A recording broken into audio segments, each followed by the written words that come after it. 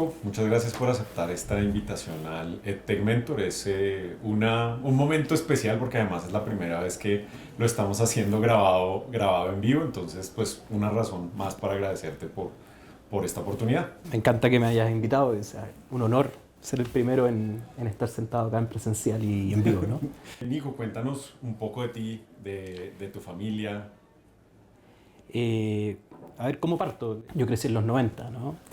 Yo creo que soy de las últimas generaciones que estuvo una niñez sin computador y que luego se digitalizó. Y bueno, crecí en Chile, en un Chile que estaba recién creciendo en esos tiempos, y con una familia bien tradicional, lo que también me llevó a estudiar ingeniería. Y hoy día que trabajo en temas de educación y EdTech, yo siempre me remonto a mi infancia, en términos de que en esos tiempos era súper difícil elegir qué era lo que más te gustaba, ¿no? Siempre las carreras eran las tradicionales y en ese sentido ahí terminé yo. Cuéntanos del camino que te llevó a estar en el mundo de EdTech. Fue bien diverso, ¿no? Yo, como te decía, yo salí de la universidad, salí al mercado laboral y rápidamente volví a la universidad, volví como académico. Y me gustó mucho. Me gustó mucho el mundo de la educación y de hecho me empecé a meter mucho más en eso. Estudié más, de hecho fui a Oxford a estudiar temas de transferencia tecnológica, o sea, de gestión de la innovación y el emprendimiento en las universidades. Lo que me hizo empezarme a meter mucho en nichos de cómo tú transfieres conocimiento hacia el mundo desde lo que está pasando en las aulas. Y siempre hay algo que me preguntan bastante, que es cuáles son las diferencias entre instituciones que están fuera de Latinoamérica e instituciones de Latinoamérica. Los problemas son transversales. O sea, cuando tú hablas de problemas que está enfrentando la educación hoy día, vamos a hablar de retención de estudiantes, vamos a hablar de calidad, por supuesto, y vamos a hablar de eficiencia de los campus. Son todos problemas que tú estés acá, estés en Medio Oriente, estés en Asia, todas las universidades tienen estos problemas. ¿Tú los ves igual? Transversales. Okay. El tema es cuáles son los gatillantes de esos problemas. Entonces, si tú estás en Estados Unidos, tú vas a ver que muchas veces, incluso en distintos estados, o sea, si tú vas a Texas y vas a estados que están limítrofes con México, probablemente la retención va a estar muy influenciada por temas de inmigración, ¿no? Son gente que cruza de México incluso a veces diariamente a estudiar a la universidad. Entonces, si tú quieres trabajar el tema de la retención, tienes que entender muy bien lo local. Entonces, el problema es global, pero la aplicación y los gatillantes son siempre locales. Hoy día, en el mundo, las universidades en promedio pierden la mitad de sus estudiantes. Lo que es dramático, pero al mismo tiempo hace que efectivamente las universidades estén buscando cómo solucionarlo, porque hoy día acreditadoras te lo exigen los gobiernos. Una universidad para operar necesita atender este tipo de problemas. Nico, nosotros somos una agencia de marketing 27.0 y por supuesto tenemos que preguntarte qué te ha funcionado en marketing, y tú decías que el buen trabajo en una institución te funciona para que te referencien en otra, te pongan atención incluso en otra región, pero aparte de eso, que es una gran fórmula de hecho, porque pues, educación superior al final es una comunidad global. Uno podría decir que es hasta pequeña en términos de que muchos líderes se conocen y demás. ¿Qué más, pero ¿qué más te ha funcionado, sobre todo ahora que estás en el rol comercial? ¿Cómo ves tú el rol de marketing? ¿Qué les funciona? ¿Qué sientes que hacen bien? Hay un balance de dos cosas, ¿no? Y yo creo que tú lo sabes mejor que yo, entonces quizás hasta me podrías ir complementando en la respuesta. Pero yo creo que la presencialidad, o sea, hablemos de presencialidad. Después de la pandemia, muchas empresas, nosotros mismos, ¿no? Salimos a 100% online. Lo que ha entregado una eficiencia, por supuesto, en temas de desarrollo, en temas de tecnología, entrega una eficiencia gigantesca a la empresa. Pero la universidad sigue siendo un mundo súper presencial. Y en ese sentido, no solamente el uno a uno, sino lo que yo te decía, los casos de éxito, pero los casos de éxito contados por los mismos clientes, las referencias, todo lo que uno puede trabajar en términos del caso de éxito en su conjunto es gigantesco. Okay. ¿No? Pero ahora me exporto también al marketing tradicional. Y yo creo que ahí también hay una mención importante que hacer, porque hay que ser muy metódico. ¿No? Uno por lo general cree que el marketing es más desordenado, ¿no? Es más artístico, espontáneo. Y la verdad es que por detrás hay una dinámica, ¿no? Hay una estructura. Y respetar esas estructuras y empezar a entender qué es lo que funciona, qué es lo que no, con datos, es fundamental. Y en eso hemos estado trabajando en el sentido de qué funciona más. ¿Funciona más un webinar? ¿Qué funciona más un 1 a 1? ¿Funciona más el caso de éxito? Y muchas veces lo que yo te explicaba, ¿no? de la localidad de las cosas. En Chile funciona una cosa, en Perú funciona otra, en Colombia, en Estados Unidos, en Asia. Entender esas particularidades. Y entender esas particularidades. Entonces, la metodología es súper importante. ¿No? El orden, por mucho que sea un área más creativa, el orden es fundamental. Tú vas a un montón de eventos de EdTech en diferentes regiones del mundo, como speaker, como asistente. ¿Eso te funciona en marketing, en relaciones? ¿Cuál es tu táctica o cuál es tu estrategia para abordar tanto viaje y tantos eventos también? Estar fuera siempre es duro, ¿no? Es duro en términos familiares y uno de alguna forma u otra toma decisiones familiares para hacer estas cosas. Yo siempre digo, porque cuando tú cuentas, ¿no? Y dices, sabes que yo viajo cada 2 semanas, todo el mundo te dice, pero qué suerte, ¿no? Y yo digo, bueno, mucha suerte de dormir la mitad de las noches en un asiento, ¿no? Claro. Y efectivamente es así. Lo segundo es que Chile queda muy lejos. Entonces, cada viaje, o sea, el viaje más corto, yo diría que son 6 horas, ¿no? Entonces, claro, siempre es bastante duro. Entonces, en términos personales, sí, es un esfuerzo. Claro. Y si no te gusta, está. Entonces, debo admitir que me gusta. Claro. ¿No? Que me gusta bastante, porque si no, no lo podría sobrellevar. Ahora, en lo profesional, por supuesto que también uno empieza, es un mundo, como tú decías, bastante pequeño, entonces empezamos a conocernos entre todos y las ventas son de muy largo aliento, son muy relacionales. Estamos hablando de procesos de venta que duran 18 meses, 12 a 18 meses. ¿No? Entonces son relaciones finalmente que uno va construyendo y no es un evento, no es un webinar, sino que es una seguidilla de toques que uno le va haciendo a un cliente que te llevan a finalmente poder cerrar un negocio, ¿no? Que es lo que uno busca al final. Entonces la relación es fundamental y en ese sentido el viaje, los eventos donde tú te puedes encontrar con la gente, donde puedes tener un almuerzo, donde se pueden conocer las distintas fases, ¿no? Tanto como profesional como personal, y por eso abordé los 2 temas, porque es una relación que se da en esos 2 ámbitos. De todos los eventos y toda la interacción que tú tienes hoy día con líderes de educación superior en todas las regiones, hay como unas fuerzas y digamos, la razón por la que te quise tener en este segmento al principio es por tus posts de LinkedIn. Son muy reflexivos e informan de tu experiencia en esos viajes la mayoría de las veces. ¿Qué fuerzas o qué top 3 de fuerzas ves tú hoy día que dices están cambiando la educación o están teniendo pues una influencia que es transformadora y sí o sí hay que mirar? Inteligencia artificial. No podemos partir hablando de esto sin decir el número 1, número 2 y número 3, inteligencia artificial y automatización. En 2 lados, ¿no? En el positivo y en el negativo. El positivo, efectivamente, hoy día hay todo un discurso y es difícil porque todos los días salen cosas nuevas, ¿no?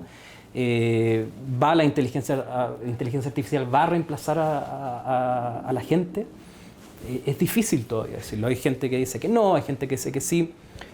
Parte de lo que he aprendido, ¿no? Y lo que estamos viendo es que al menos en etapas iniciales, en primera infancia, en básica, la relación personal es muy importante en la educación. Y por lo tanto es muy difícil que una inteligencia artificial vaya a reemplazar completamente a los profesores, ¿no? o al rol que tienen los colegios e incluso las universidades en algún punto.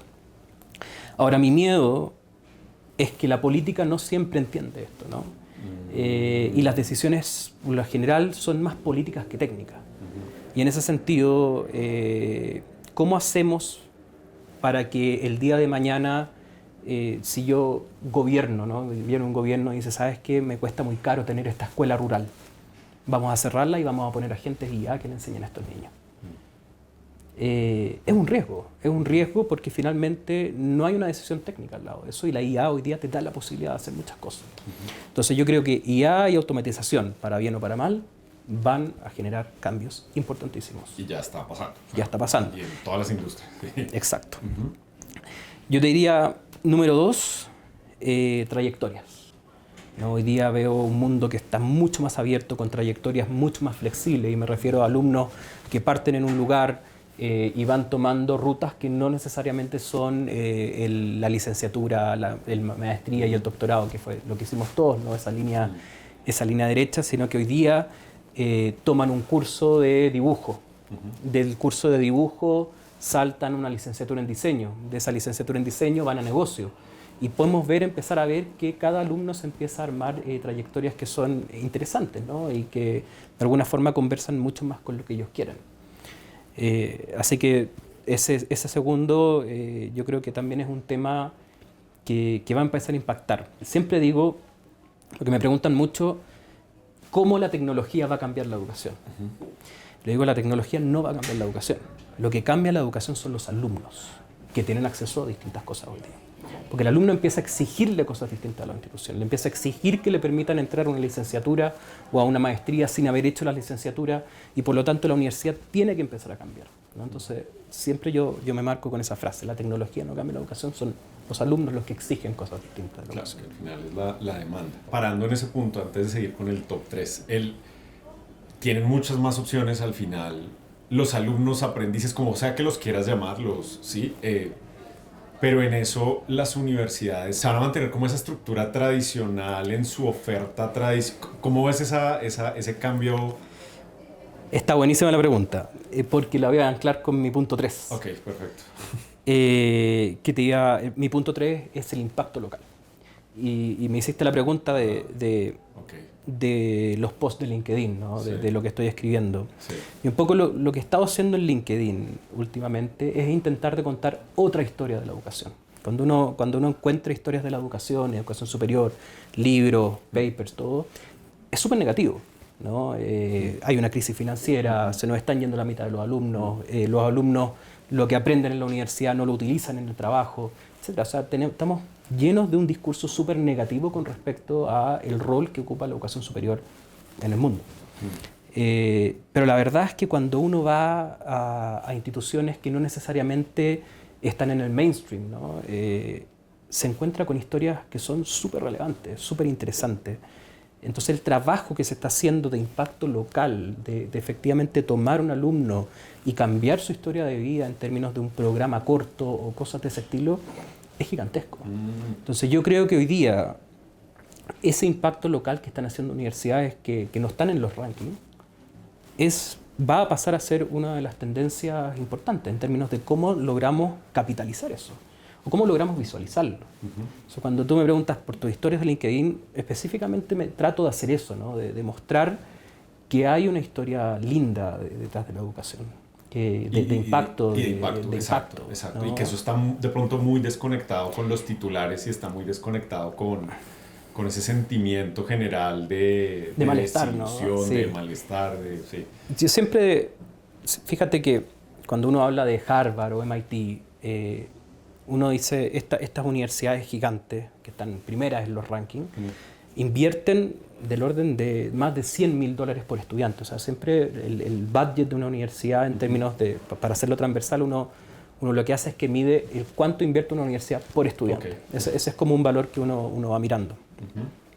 A nivel mundial está alrededor de los $15.000. Si tú te vas a países latinos, por lo general está un poquito por abajo de eso.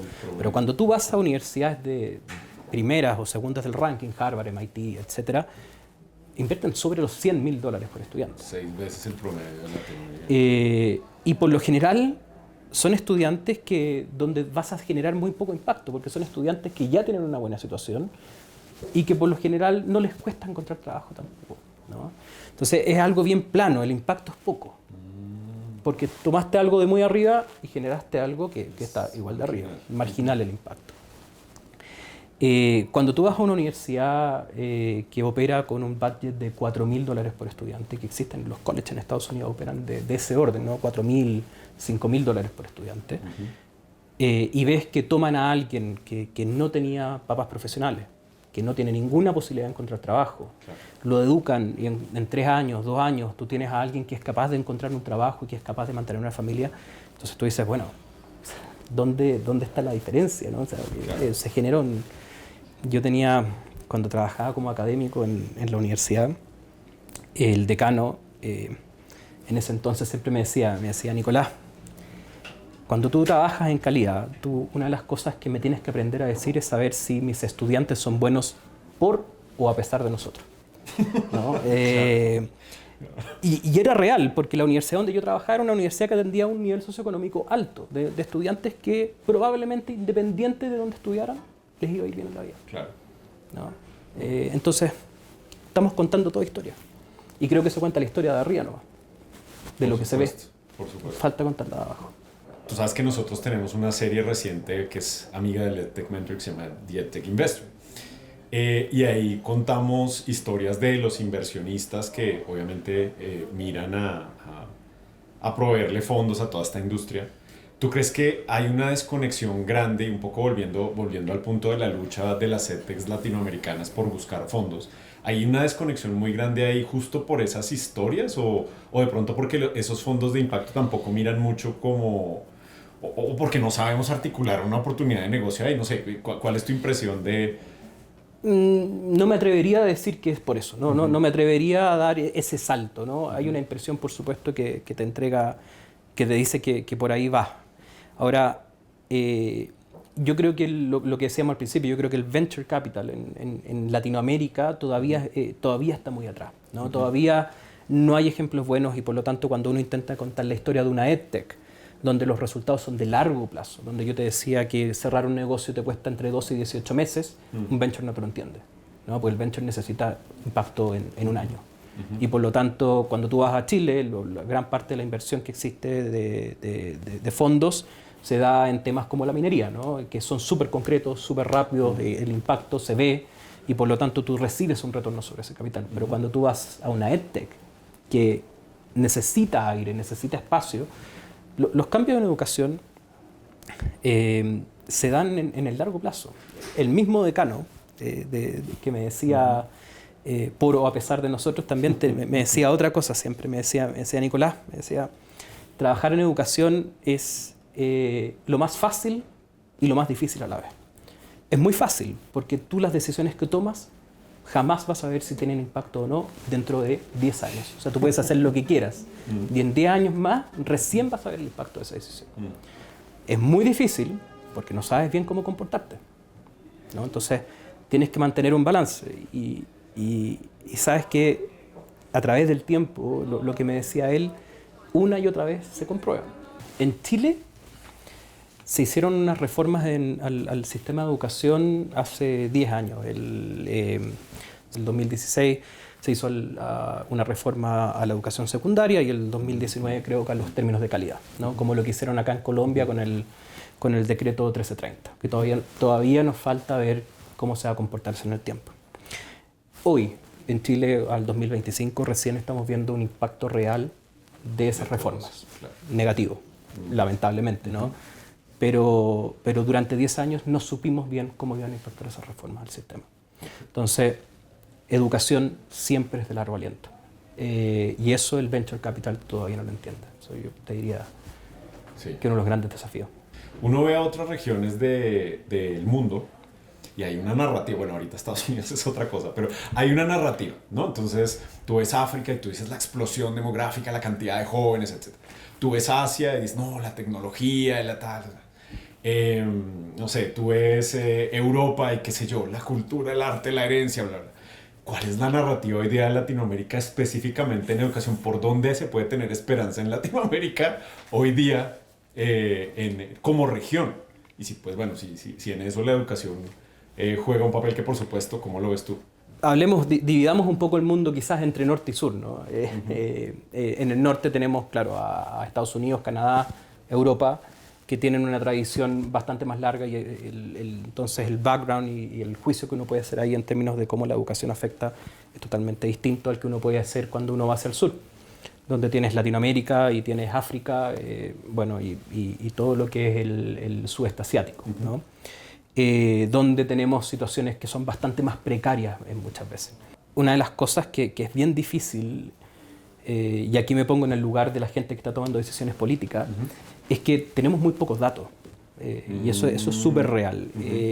Hoy día, si tú agarras a nivel mundial, el 50% de los países reporta datos en educación terciaria que educación superior. Solo el 50% de los países a nivel mundial.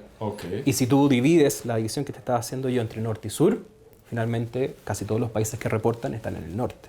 Si tú te vas al sur, tienes un menos de un 20% de los países que son capaces de reportar información sobre qué está pasando en educación superior.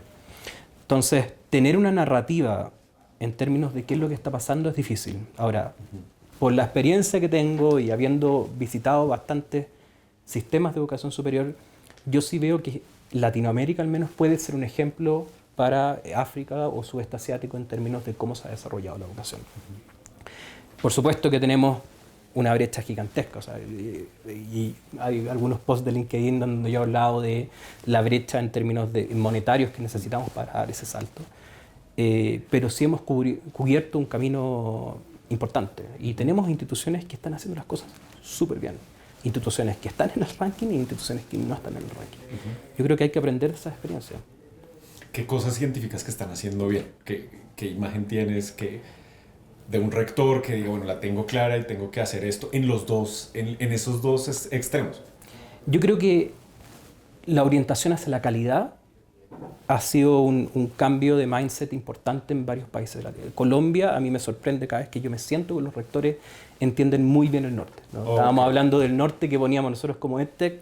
Los rectores, muchos rectores entienden muy bien hacia dónde quieren caminar en términos de cómo yo empiezo a medir mis programas en cuanto al desempeño de mis estudiantes, pero no desempeño solamente en contenido, sino que desempeño en cómo les va el impacto, las competencias de ese estudiante para poder luego desempeñarse en el mundo laboral. Creo que hay una visión que está permeando bastante bien y que por supuesto hemos aprendido de países del norte, pero que creo que lo están haciendo bastante bien y varias universidades, no son casos aislados. E incluso te diría que hay universidades que no rankean que lo están haciendo que lo tienen más claro. Incluso más. Sí.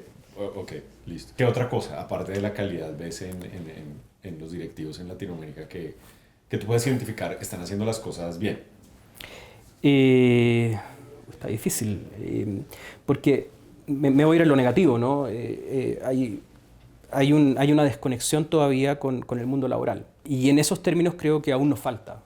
Y sí hemos entendido que está esa falencia.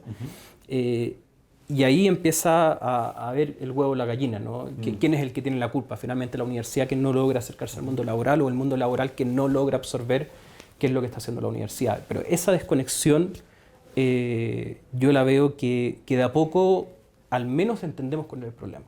Soluciones todavía no he visto, concretas no las he visto. ¿Tú eres optimista o pesimista respecto a tu propia familia, a tus hijas, viviendo en Latinoamérica, eventualmente estudiando en Latinoamérica? Ambas. Soy optimista por lo que te decía, ¿no? Yo creo que tienen todas las posibilidades hoy día para estudiar y para desarrollarse como ellas quieran. Claro. ¿No? Yo tengo 2 niñitas y en ese sentido también heredaron mi beta artística, entonces yo las veo que exploran y tienen las posibilidades de explorar. Hoy día están en un colegio que les permite también ser quienes son y no lo veo, no es un caso particular ese colegio, sino que veo que muchos colegios están permitiendo eso. Y son niños que cuando lleguen a la universidad también van a tener muchas más posibilidades que las que tuvimos nosotros. No porque no las hayamos tenido, sino porque socialmente nos presionaban, ¿no? Ahora, soy pesimista por lo que te decía en cierto sentido. Soy pesimista en la política, ¿no? Siento que en Latinoamérica especialmente la política está muy política y es poco técnica. Y en ese sentido se toman decisiones que muchas veces no son, no tienen asidero. Claro. Muy ideológica y pragmática poco. Y populista. Y populista, ¿no? Entonces, bueno, es un fenómeno mundial también. El ejemplo que yo te decía, hoy día, con las posibilidades que me está dando la IA, si yo no me extrañaría que un presidente de alguno de los países latinos tomara la decisión de reemplazar escuelas rurales. Reemplazar escuelas rurales con agente guía. ¿No? Y decir, perfecto, esto cubro el 100%, etcétera, etcétera. Y finalmente lo que empiezas a generar es una segregación, porque los colegios, los institutos, las universidades que apuntan a socioeconómicos muy altos van a seguir dictando una educación altamente presencial, altamente personal, y vas a ver que en estratos socioeconómicos más bajos vamos a empezar a intentar de masificar usando tecnología. Entonces, ¿cómo tú luchas contra eso? No lo sé. Y eso me tiene un poco pesimista con respecto al tema. Nosotros tenemos una tradición que son nuestras preguntas rápidas, se llaman las Rapid Fire Questions. ¿Especialista o generalista? ¿Especialista, generalista, especialista? Sí, especialista, ok. Sí. ¿Por qué? Por lo que estábamos hablando al principio, creo que hoy día las cosas han cambiado y para moverse, especialmente en el mundo de las EdTech, hay que entender, hay que sentarse, hay que entender a profundidad. Listo. ¿Educación o tecnología? Educación. ¿Por qué?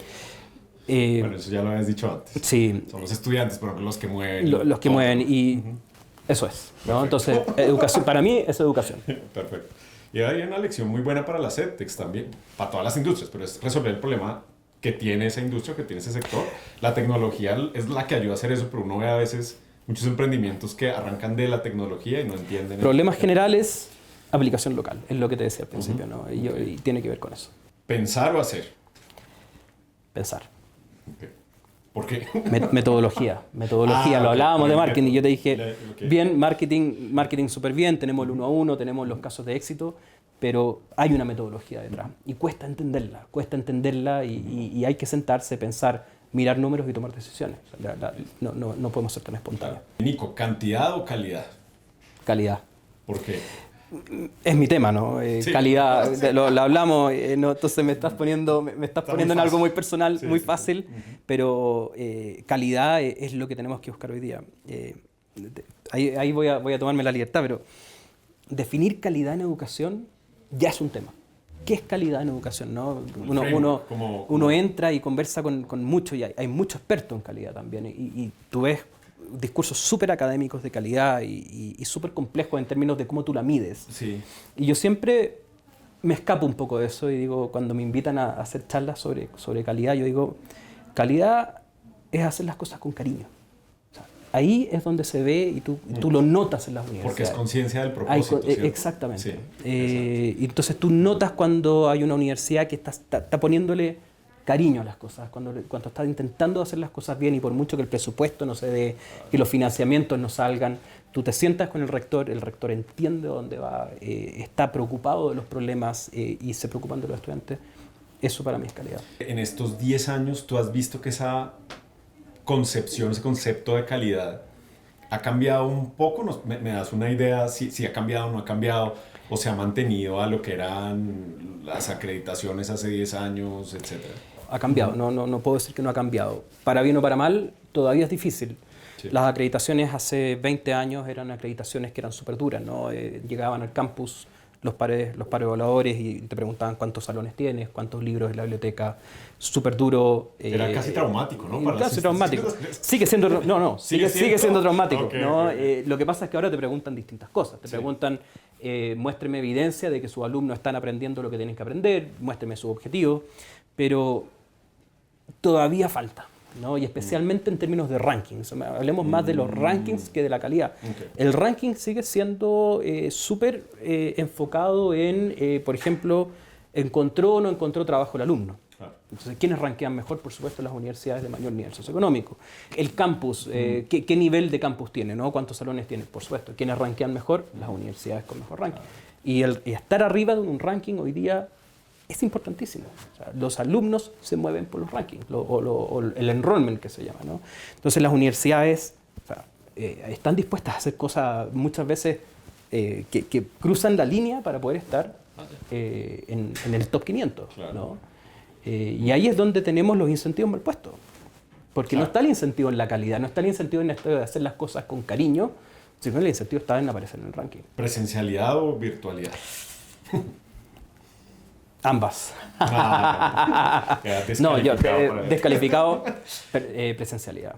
Lo que te dije al principio, ¿no? La pandemia nos enseñó que es muy eficiente funcionar en virtual, pero la presencialidad es fundamental.